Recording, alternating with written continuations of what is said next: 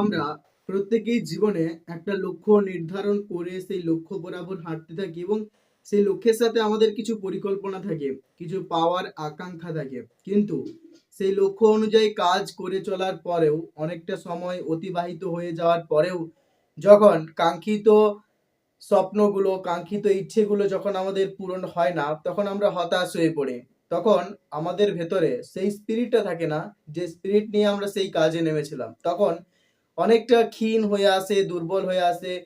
সব দিক থেকে আমরা পরাজিত হতে থাকি এবং একটা সময় পরে গিয়ে আমরা ভাবতে থাকি যে বোধহয় সেই কাঙ্ক্ষিত পরিকল্পনাগুলো হয়তো আমরা জীবনে পেতে পারবো না। আর ঠিক এই সময়ে আমরা হাল ছেড়ে দিই। একটা পরিস্থিতি, শুধুমাত্র ভাববার চেষ্টা করো। কোনো মরুভূমির তপ্ত বালুর ওপর দিয়ে তুমি হেঁটে যাচ্ছ, দিনের পর দিন হেঁটে যাচ্ছ, কিন্তু এই মরুভূমি থেকে কিভাবে যে তুমি বেরোবে সেটা তুমি জানো না। তখন তোমার ভেতরের সেই মানসিক অবস্থাটাকে শুধুমাত্র একবার কল্পনা করার চেষ্টা করো।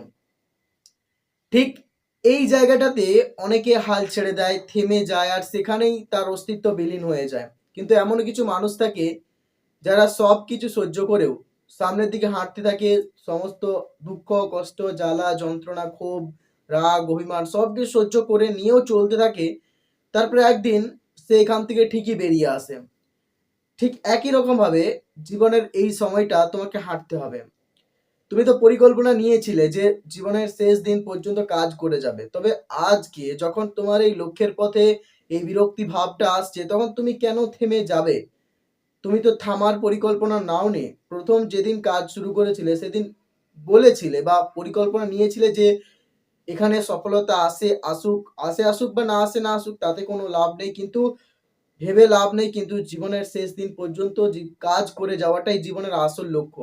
প্রত্যেকটা জিনিসের মতোই এটাকেও জীবনের একটা অপরিহার্য অংশ হিসেবে তুমি ভেবে নিয়েছিলে। তবে আজ যখন এখানে বারবার ব্যর্থতা হচ্ছ, তখন কেন মনের মধ্যে বিরক্তি নিয়ে আসছো? জীবনের সামনের দিকে হেঁটে যাও, এটাকে জীবনের একটা পার্ট করে তোলো। দেখবে সফলতা একদিন অবশ্যই আসবে। যখনই যখনই কোনো জিনিসের জন্য নিজেকে যোগ্য করে তুলবে, তখন সেই জিনিসটা তোমার জীবনে আসবেই। আর সফলতা তখন তোমার কাছে ধরা দিতে বাধ্য। মনে রাখবে, নিজেকে কোনো জিনিসের জন্য যোগ্য করে না তুললে তুমি কোনোদিনই সেই জিনিসটাকে পেতে পারবে না। আর সেটাকে যোগ্য করার জন্য নিজের কিছু আবেগ, অনুভূতি, ইমোশন এগুলোকে কন্ট্রোল করতে হবে, র্যাশনালিটি হয়ে ভাবতে হবে। তারপর জীবনে এগিয়ে চলো। এই ক্ষোভ, রাগ, অভিমান সব একদিন চলে যাবে। নিজের লক্ষ্যে ঠিক পৌঁছতে পারবে। অবিচল থেকে প্রতি মুহূর্তে এক পা করে হাঁটতে থাকো। হাঁটার শক্তি না থাকলেও হাঁটতে থাকো। দেখবে একদিন অবশ্যই সবকিছু সহজ হয়ে যাবে।